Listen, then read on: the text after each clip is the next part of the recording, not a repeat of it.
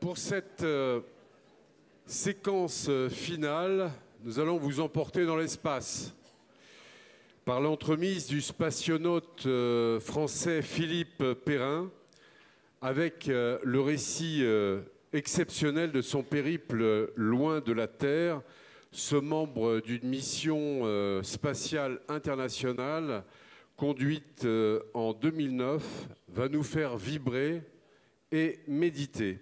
Et peut-être pourrons-nous constater avec son témoignage que les idéaux qui inspirent les animateurs des OGEC ne sont finalement pas si éloignés de ceux qui animent les conquérants de l'espace.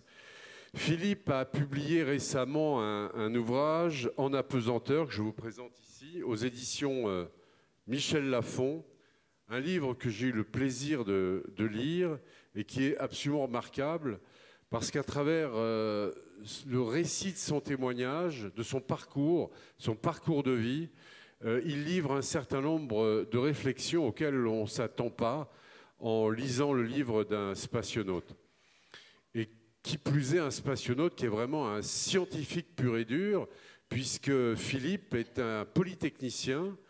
En général, les polytechniciens, ils se dirigent, je ne sais pas s'il y en a dans la salle, vers l'industrie ou la haute administration.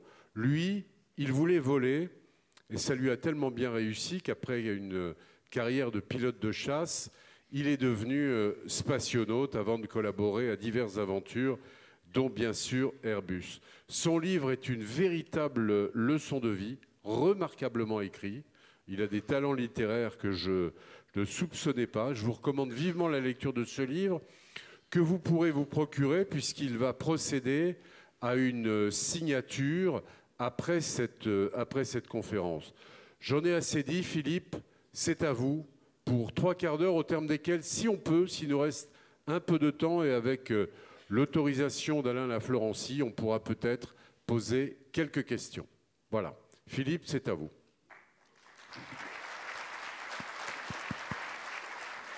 Merci Jean-Christophe. Merci à vous d'être si nombreux. Je sais que certains ont pris la route. Et aujourd'hui, le but, c'est de partager une expérience et de partager peut-être aussi des valeurs.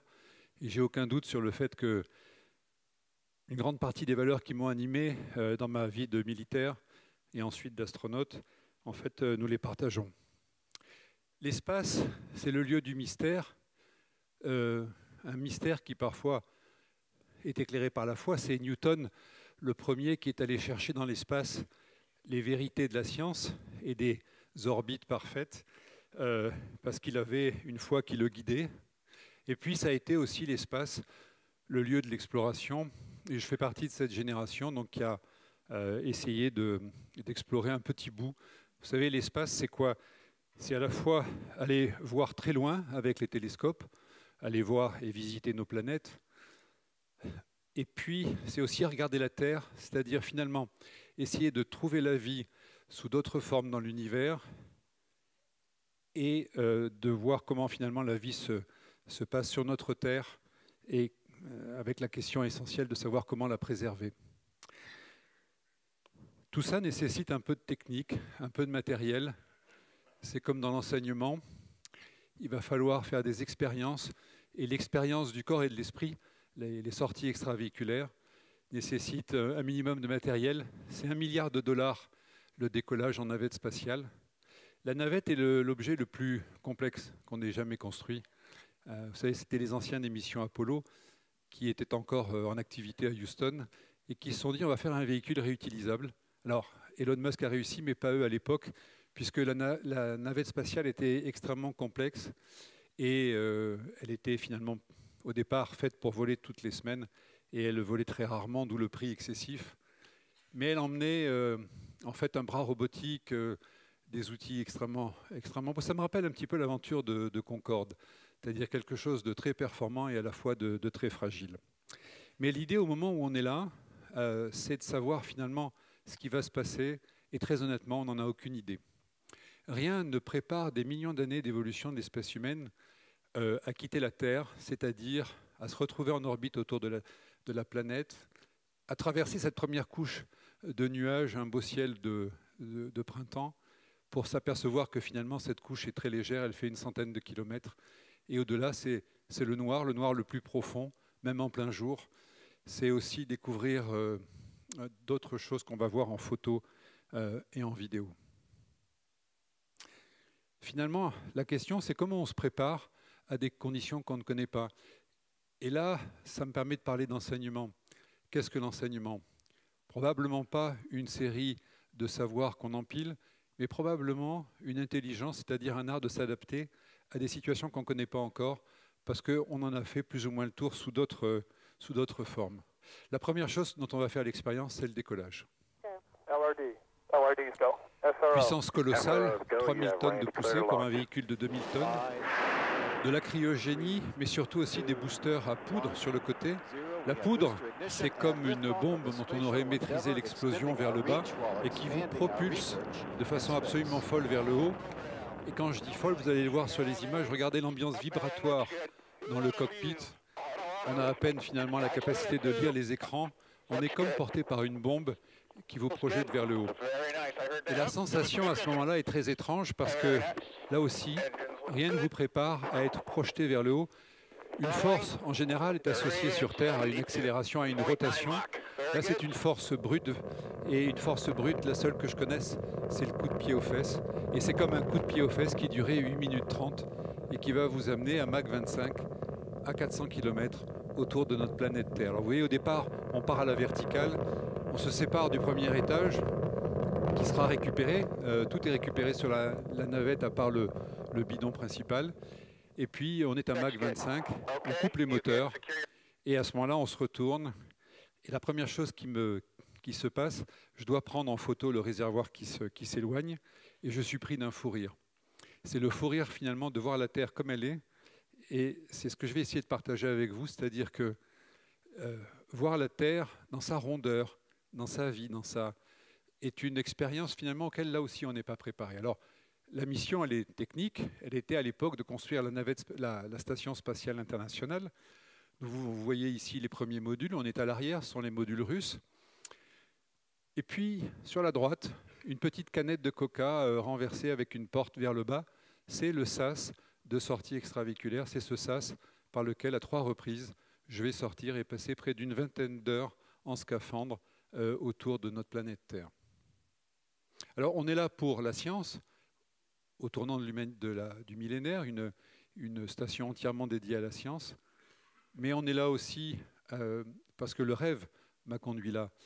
Gamin, j'allais souvent au Maroc, et puis vous vous souvenez, pour ceux qui ont mon âge, on n'avait pas beaucoup la télévision, même en France.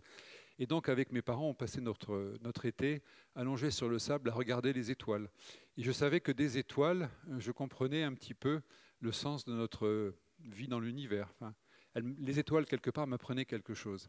Et je n'ai eu de cesse que de vouloir quitter la Terre en me posant une question essentielle, qui est le problème de l'expérience du corps et de l'esprit. Si je me mets en capacité de voir la Terre d'en haut, est-ce que je vais moi-même apprendre quelque chose comme m'ont appris les étoiles? La première chose, effectivement, quand on voit la Terre, c'est la finesse de son atmosphère. Vous le voyez sur cette photo ici. Cette photo vous présente l'équipage. L'équipage, à l'époque, c'était l'assemblage de la station. Il fallait des équipages d'essai, puisque le véhicule n'était pas construit. Et donc, ce sont d'anciens pilotes d'essai, notamment en orange, le commandant de bord et le copilote. Votre serviteur en haut à gauche, j'avais une quarantaine d'années. Et ce qui est essentiel à dire, peut-être, c'est que ce sont des gens qui ont une énergie absolument colossale. Cette énergie me rappelle celle de mon ami Olivier Vian, qui m'avait invité très gentiment il y a plus d'1 an à venir aujourd'hui avec vous, et dont je sais vous avez célébré la mémoire. Olivier, il avait cette énergie, probablement qui lui venait de sa foi, une énergie très forte et une énergie canalisée. Moi, ce que j'aime en matière d'éducation, c'est comment garder l'énergie de l'individu et comment la canaliser. Alors pour vous, j'ai fait un petit peu de recherche, et je me suis dit, de toute façon, tout ça, ça vient de ce que Freud appelait la sublimation. Comment canaliser une énergie vitale vers une énergie entrepreneuriale, une énergie de vie, une énergie de famille, une énergie spatiale. Et je me suis aperçu que sublimatio, et de racines, de racines latines et religieuses, et ça voulait dire en fait, et ça veut dire élévation. Donc la sublimation mène à l'élévation. Donc s'il y a bien des gens qui sont sublimés dans leur énergie vitale, ce sont bien les astronautes. Et ces gens-là sont absolument formidables dans leur prise de risque et dans leur capacité à faire les choses. Il y en a un qui est plus formidable que les autres, c'est celui qui est en haut à droite. Souvenez-vous de cet homme, il s'appelle Franklin Chang Diaz. Franklin a grandi au Costa Rica. J'ai visité la station-service où travaillaient ses parents, dans laquelle il a grandi.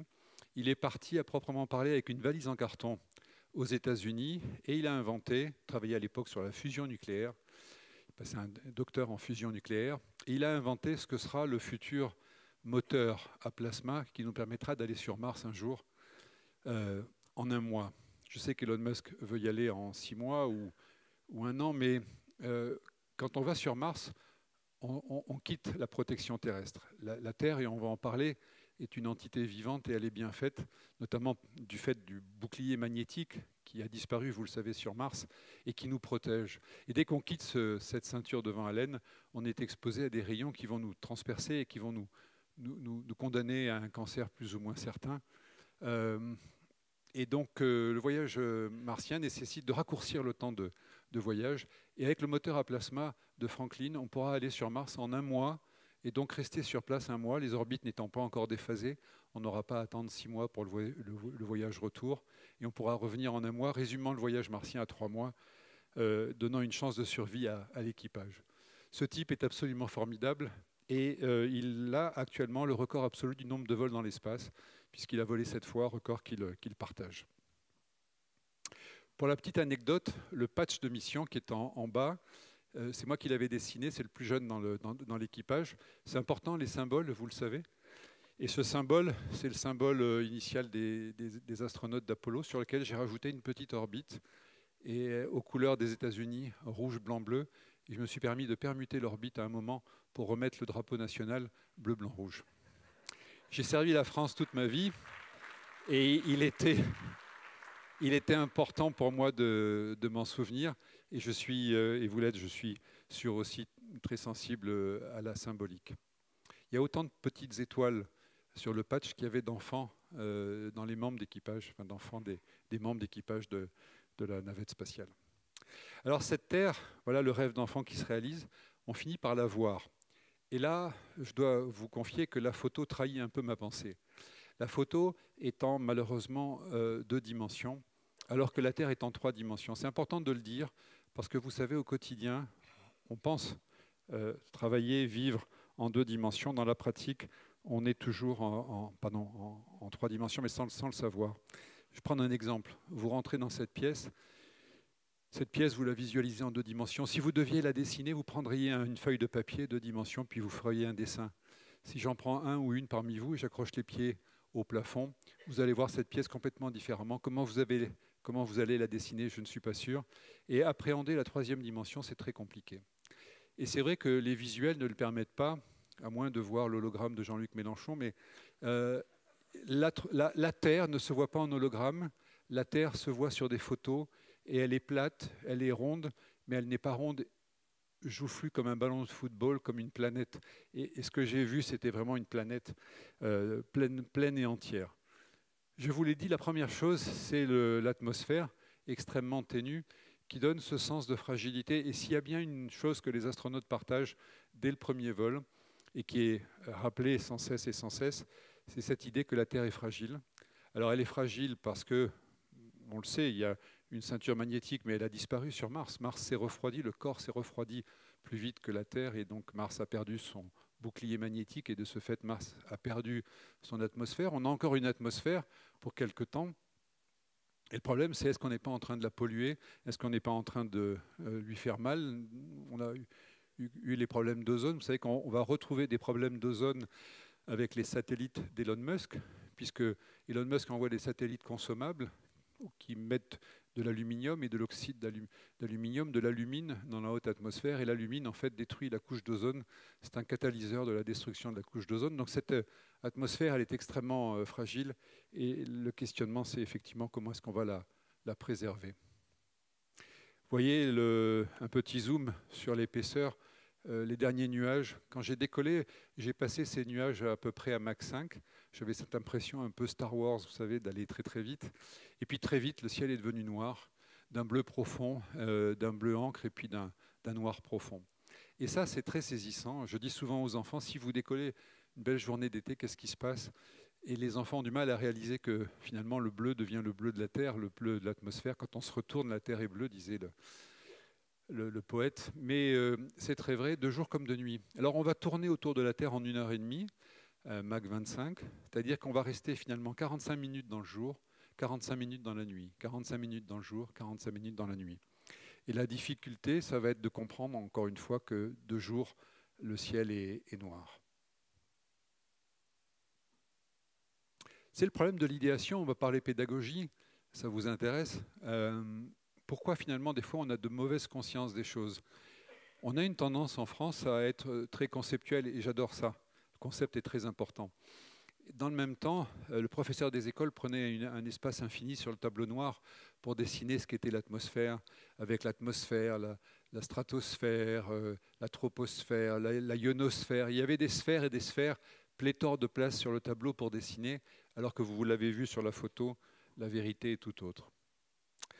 La vérité de la troisième dimension, elle se révèle dans la vie, dans le quotidien. Le quotidien, ce n'est pas évident de vivre en 3 dimensions. D'abord parce que prenez un individu et regardez-le à l'envers avec votre conjoint, faites l'expérience ce soir, une tête à l'envers, c'est très moche. C'est très très moche avec la bouche qui s'agite au-dessus, des yeux à l'envers, ça n'a aucun sens. Donc on va tous très très vite se remettre à l'endroit. On ne va pas profiter en fait de la liberté de la troisième dimension. Et puis on va vivre même en fait au même niveau, parce que quand on passe sous les gens, ce n'est pas non plus très confortable. Alors on va finir par remettre des codes. Et les codes, c'est qu'il y a un haut, il y a un bas. Dans la station, le bas est peint en marron, le haut est peint en bleu, parce que le ciel est bleu, hein, n'est-ce pas?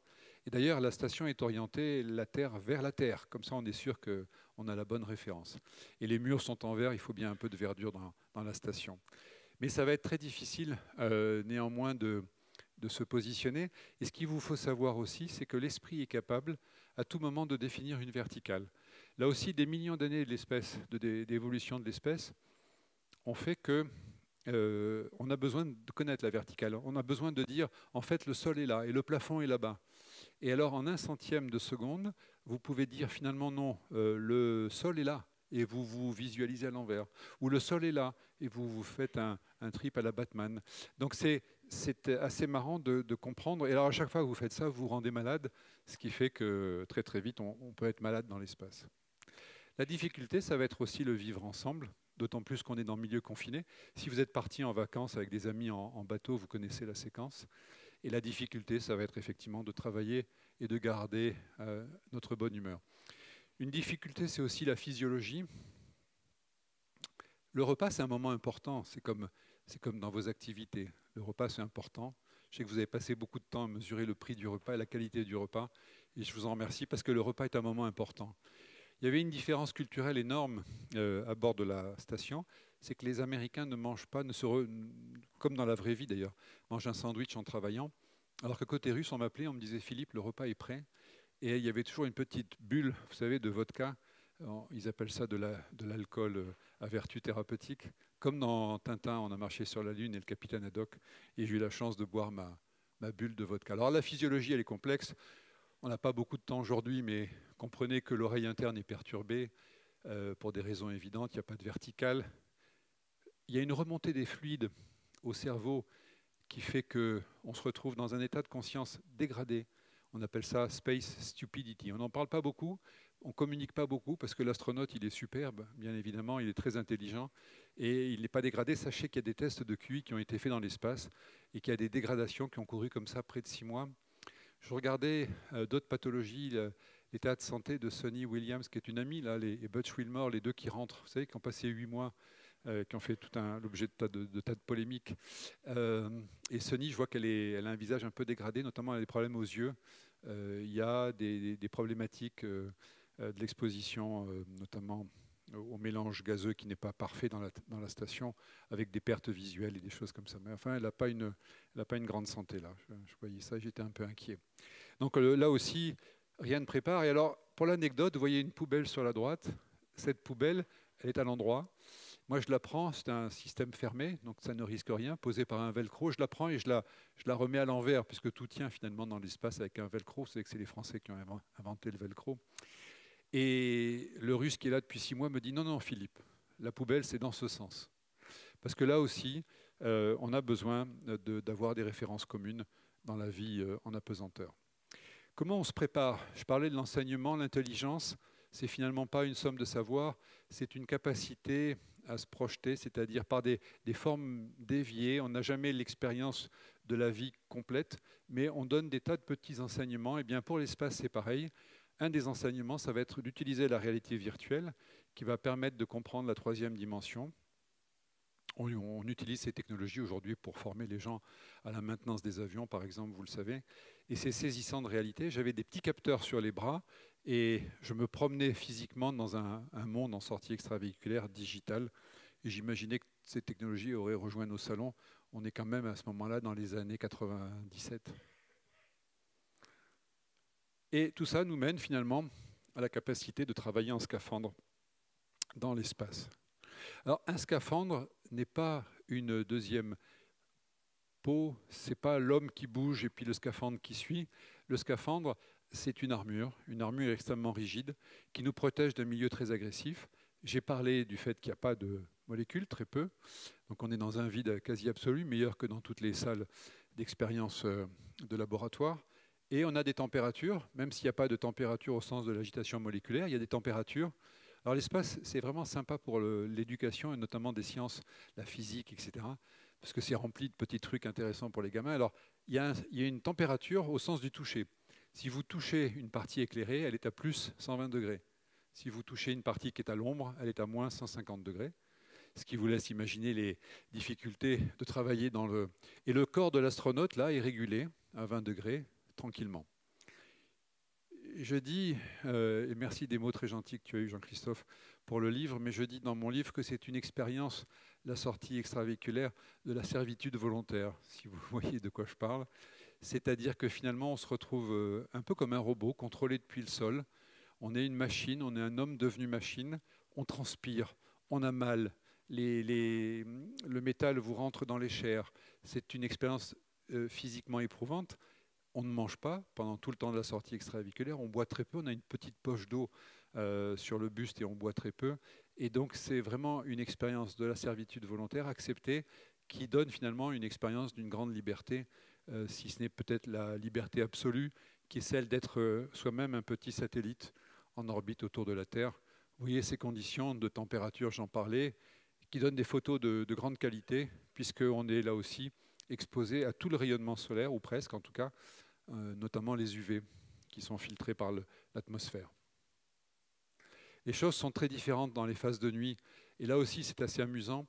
On aura peut-être des questions à ce sujet, mais la nuit se réveille finalement l'inconscient. La nuit, c'est le lieu des peurs, j'ai envie de dire. On n'en a pas conscience au quotidien, mais quand vous allez partir en voiture, il fera beau, puis vous allez manquer de pétrole, c'est pas grave, parce qu'il fait beau, puis il va faire nuit, et votre jauge d'essence va devenir beaucoup plus inquiétante.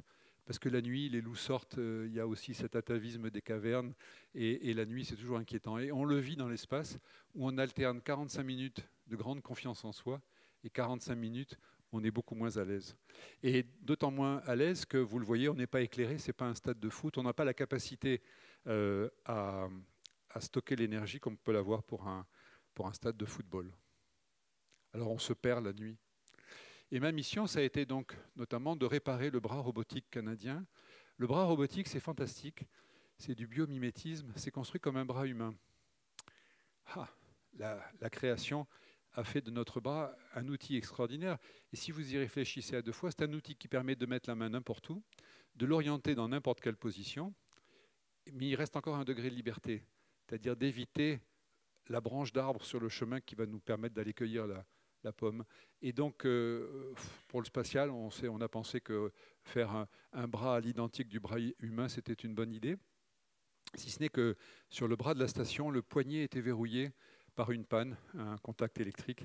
Et donc on m'a envoyé au dernier moment, dans l'improvisation la plus totale, changer le poignet du bras robotique de la station. Il a fallu couper la main, c'était de la chirurgie spatiale. Et si je n'avais pas réussi à remettre la main sur le poignet dans le temps imparti, il n'y aurait pas eu de station, il n'y avait pas de solution secours, en tout cas pour plusieurs années, et il n'y aurait pas eu de maison pour Thomas Pesquet qui a pu en profiter finalement après. Pour l'anecdote, vous voyez une petite checklist à côté du drapeau français. Ce drapeau volé pour la première fois sur un scaphandre de sortie extravéhiculaire américain. Et Thomas donc, a repris le flambeau puisqu'il a volé également avec ce matériel. La difficulté de travailler dans l'espace, ça va être d'avoir les pieds ancrés. Vous connaissez l'expression avoir les pieds sur terre, c'est pas rien. Quand on a les pieds sur terre, eh bien en fait on est libre de ses mouvements. Dans l'espace, que ce soit en scaphandre ou à l'intérieur, si vous n'êtes pas attaché, ce qui va se passer, c'est que vous allez essayer de travailler, et si vous essayez de visser quelque chose, et la vis en fait résiste un peu, c'est votre corps qui va dévisser. Si vous essayez d'enfoncer un tiroir, mais le tiroir résiste un peu, c'est votre corps qui va partir en arrière. Et donc il faut pour travailler, en fait, être fixe, notamment dans ces cale-pieds. Alors il faut un temps infini pour se fixer les pieds dans le cale-pied, et tout travail dans l'espace demande des heures et des heures de préparation. Et là, donc, Franklin est porté par le bras robotique. Moi, je suis au-dessus. Je suis en train de le prendre en photo. Je suis suspendu par les pieds, la terre, les yeux vers la terre. Et je vois passer à un moment donné la France. Et je reconnais la France, un peu comme Batman en haut de Gotham City, une position dominante comme ça. Et je vois passer la France et on connaît mal sa géographie. Après la France, je vois l'Allemagne. Et puis après, je vois des choses. Et puis après, je vois la Chine parce que finalement, on connaît très mal sa géographie.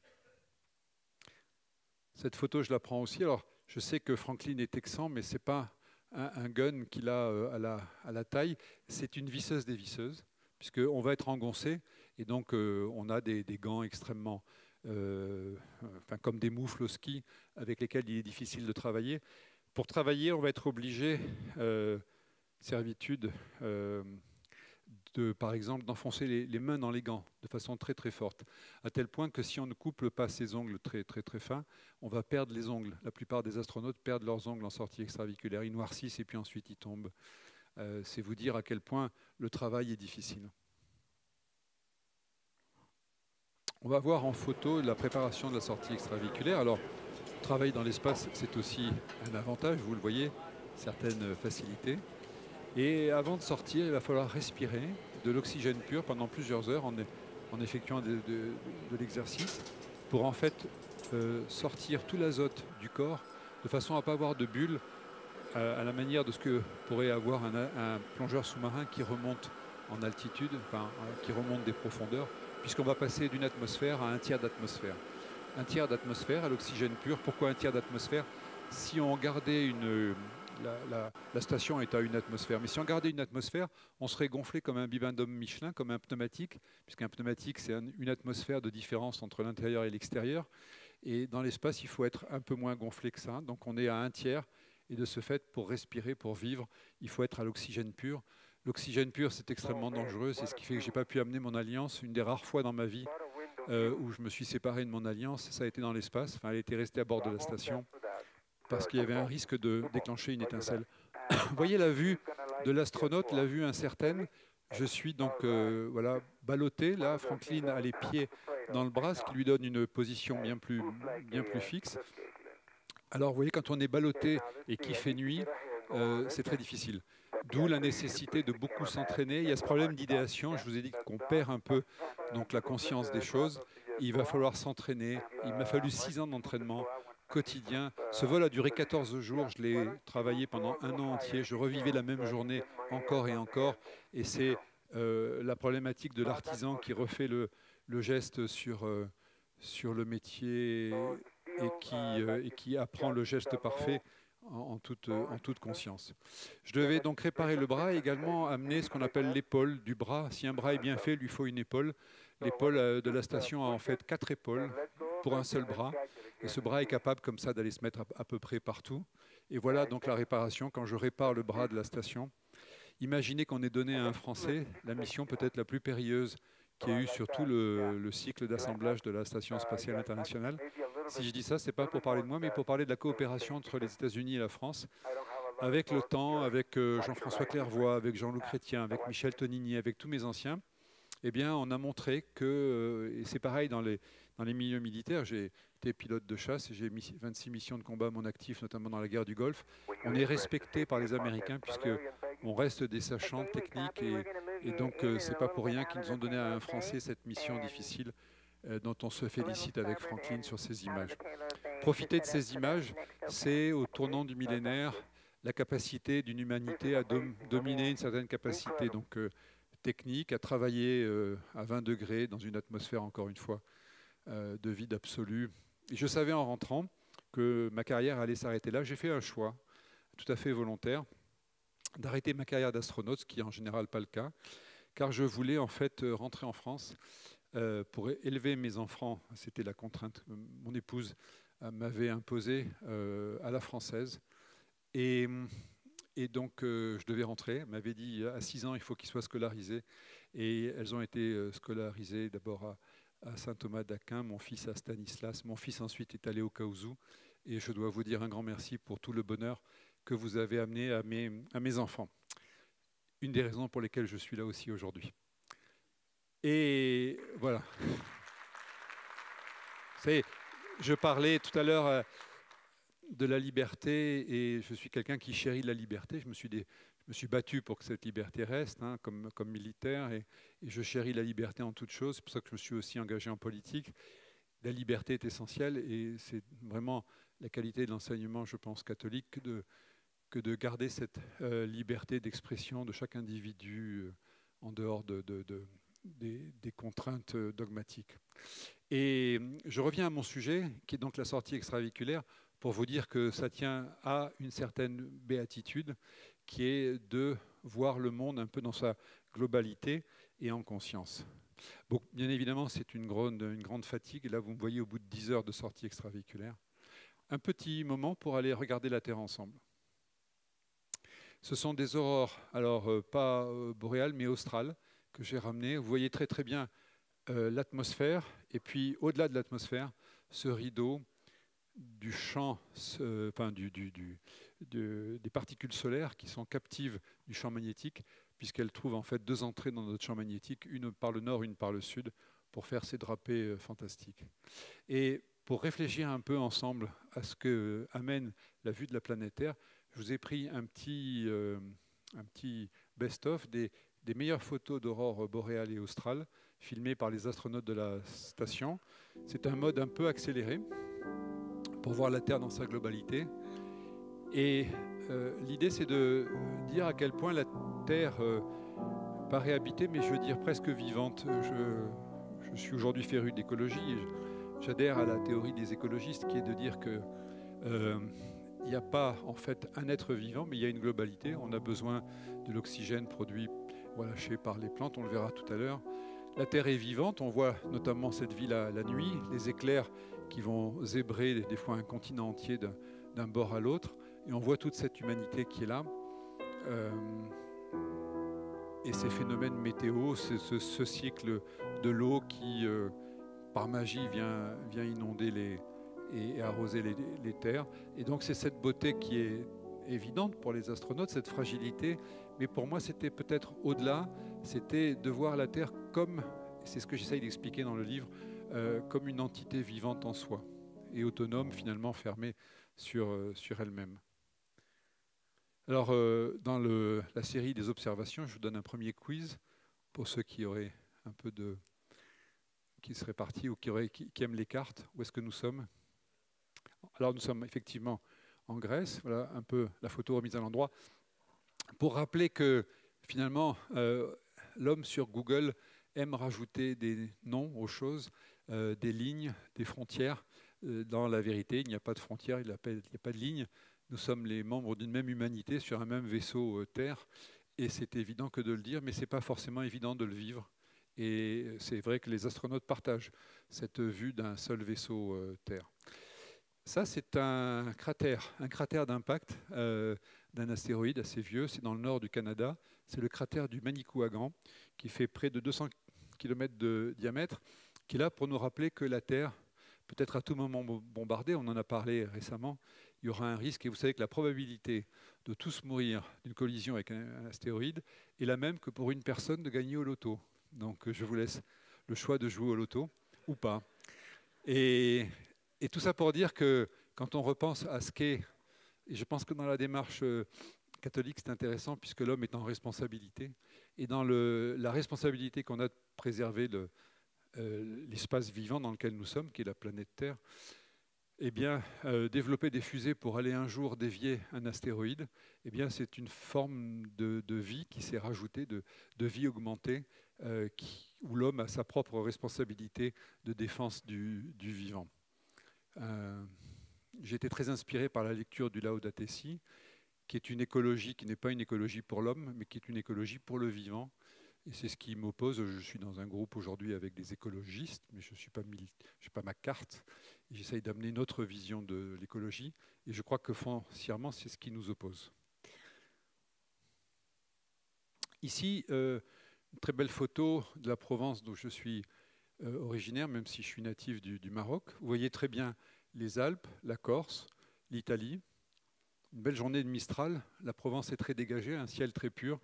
Et puis sur le nord de l'Italie, sur le bassin industriel italien, une pollution aux particules qu'on voit très bien. Et j'ai vu comme ça des pollutions sur l'Inde, sur la Chine, portées par les vents dominants jusque sur la côte ouest des États-Unis. La difficulté, c'est bien évidemment, quand on vit cette pollution, de se dire qu'est-ce que je ne vois pas. Et je vous ai ramené une petite simulation qui n'est pas une vue de satellite, mais qui est une simulation de ce qu'est le cycle du carbone au cours de l'année, donc je vais la lancer. Pour rappeler une chose évidente, c'est que les pays qui polluent, il n'y a pas que la Chine. Vous voyez où est émis le CO2. Et vous avez un compteur en bas à gauche. Nous sommes au mois de janvier. Et on va regarder le cycle jusqu'à l'été du CO2, qui reste comme ça dans l'atmosphère, notamment dans l'hémisphère nord, et qui va évoluer au gré des courants aériens. Ce qui est important de dire, c'est qu'effectivement, il y a 3 grands centres, l'Europe, les États-Unis, la Chine, et que ce CO2 il va augmenter au cours de l'année avant que la photosynthèse finalement finisse par le réguler, puisque vous savez que le CO2 est ensuite réabsorbé en partie. Malheureusement qu'en partie, il reste un petit supplément qui s'accumule chaque année, absorbé donc par les océans et également par les forêts. Et là, on arrive tranquillement au mois d'avril et on va voir comment petit à petit, avec le printemps, la photosynthèse, comment finalement ce CO2 va être à nouveau absorbé presque intégralement, si ce n'est qu'il y a un petit pouillème qui va rester. Et ça, je le dis parce que dans l'enseignement, c'est vrai que des fois, les Américains disent une photo, c'est mieux que 1000 mots. Une photo, une expérience, même si ce n'est pas une photo vraie, c'est une reconstitution d'une vérité, mais sous une forme visuelle, ça a toujours un certain poids. Et voilà maintenant l'effet de la photosynthèse qui va absorber tout ce CO2 pour rappeler que la photosynthèse est une part importante de l'équation. Il y a des théories qui disent que si on arrivait à enrichir les sols qui ont été appauvris, notamment par les cultures intensives, si on pouvait réenrichir les sols, on pourrait stocker une quantité colossale de CO2, par exemple. Voilà. Vous voyez maintenant des feux de forêt qui dégagent du CO en Amérique du Sud et en Afrique. Je passe, parce qu'on n'a pas trop de temps sur l'effet climatique, vous le savez. J'ai pris quelques photos des feux de forêt. J'avais que 14 jours, donc je n'ai pas pu documenter tout, mais sachez que la NASA, pendant des années, a documenté le réchauffement climatique, notamment au niveau de la fonte des glaciers. J'ai pris des photos de glaciers, elles étaient de mauvaise qualité. J'ai ramené une photo de la mer d'Aral. Vous connaissez l'histoire, ce sont les Soviétiques qui ont vidé une mer de son eau pour arroser des champs de coton. C'est rappeler la capacité de l'homme à détruire son environnement. Et une photo qui est un montage aussi, que j'utilise notamment avec les écoles, pour dire aux enfants, qu'est-ce que vous voyez sur cette photo? Et les enfants me disent, mais je vois où vivent les gens. Alors je dis, c'est fantastique, hein, on voit bien où vivent les gens. Et je leur dis, mais alors, en Afrique, il y a combien de gens qui vivent? Ah, je ne sais pas. Alors, en fait, c'est 1,4 milliard. Ah, 2 fois plus qu'en Europe. Et donc, cette photo, c'est bien celle de la responsabilité du réchauffement climatique, c'est-à-dire quels sont les gens qui consomment. 85% de la lumière que vous voyez vient d'origine fossile. Et donc, c'est un problème de responsabilité, mais c'est la responsabilité, quelque chose que vous connaissez. Moi qui gagnais bien ma vie comme pilote d'essai, eu beaucoup de bonheur à payer le prix de ce que je gagnais au profit de la scolarité de mes enfants dans l'enseignement catholique. Et je pense que c'est aux pays les plus riches de payer bien évidemment le prix de la décarbonation de notre industrie. Voilà une petite image de fin. Il est temps de rentrer sur la vidéo suivante. Je crois qu'il me reste peut-être 5 minutes, mais 4 minutes, je vais les prendre. Voilà, pour vous dire qu'on rentre comme un planeur, là aussi, on déorbite d'un côté de la Terre pour venir se poser comme un avion sous une pente effroyable de 20 degrés. Et à ce moment-là, mon sentiment, c'est le sentiment d'être un alien et de découvrir une planète, de revenir sur une planète vivante. Tout est extrêmement beau au retour sur Terre. Alors imaginez, on descend sous 20 degrés, au dernier moment, on cabre l'appareil, on sort le train à 300 pieds, c'est-à-dire à 100 mètres, et on va se poser à 200 nœuds, plus rapide qu'un avion de ligne, à tel point que, comme un avion de chasse, il va falloir un parachute pour nous freiner. Et cocorico, les pneumatiques de la navette étaient faits par Michelin. Alors si on allait trop vite, on les éclatait, si on allait trop doucement, on décrochait, donc il y avait cette qualité d'atterrissage. Et au moment où on touche, j'ai vraiment ce sentiment d'être revenu sur Terre. J'ai quitté la Terre et je reviens sur Terre. Et c'est un sentiment indicible. Ma mission n'a fait l'objet d'aucune couverture à l'époque et cette image a été filmée par mon épouse qui très gentiment a pris soin de ne pas venir me prendre dans ses bras pour immortaliser le... Alors imaginez qu'à ce moment-là, tout est scénarisé puisqu'on m'apprend à ne pas me baisser vers les enfants de façon à ne pas prendre le risque d'une hernie discale puisque ma colonne s'est détendue de près de 5 cm dans l'espace. C'est pour ça que vous me voyez mettre genou à terre. Et cette image, c'est moi qui l'ai filmée également pour vous dire un petit coucou dans l'espace au moment où j'avais décidé donc de partir pour, entre autres, donc, éduquer mes enfants à la française, à l'européenne, mais aussi rejoindre l'industrie. Je ne voulais pas être un acteur de matériel fait par d'autres, les Américains. Je voulais être en fait un acteur des matériels européens. Et c'est pour ça que j'ai rejoint la grande maison Airbus, où j'ai passé 17 ans et où j'ai développé les 380, 350 à 400, tous les néos, etc. Donc ça a été une très belle carrière et que j'ai quitté pour la politique, où je fais de l'environnement aujourd'hui. Voilà, c'est pile poil dans les temps. Merci.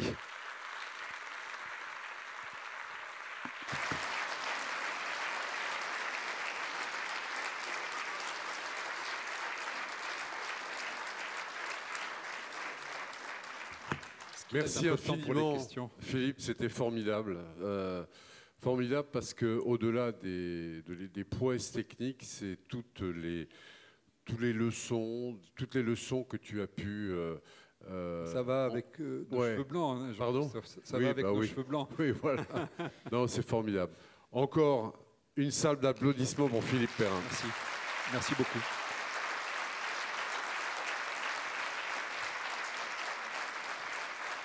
Alors, on va avoir du mal à réserver un petit temps pour les questions. En revanche, si vous avez des questions à poser à Philippe, il sera à l'étage en dessous pour vous dédicacer son livre En apesanteur, dont vraiment je vous recommande la lecture. Je ne dis pas ça par politesse, mais parce que vraiment, je vais être franc, Philippe. Et c'est quelqu'un qui écrit qui dit ça, donc je suis d'autant plus flatté. Quand je ne t'ai pas amené mon dernier roman, mais ça viendra, je m'en occupais. Quand tu m'as offert ce livre, je me suis dit, bon, oui, un livre de spationaute, j'avais lu des écrits de Thomas Pesquet, Baudry, etc. Un de plus. Mais il y a une telle profondeur, une telle leçon. Et là encore, je pense que vous verrez, alors vous n'êtes pas des spationautes, quoique, mais vous êtes confrontés finalement à toutes sortes de réalités, de contraintes. Vous cherchez à mettre en œuvre des idéaux et vous allez probablement vous retrouver dans le parcours et la réflexion de Philippe Perrin. Merci encore une fois, Philippe. Merci.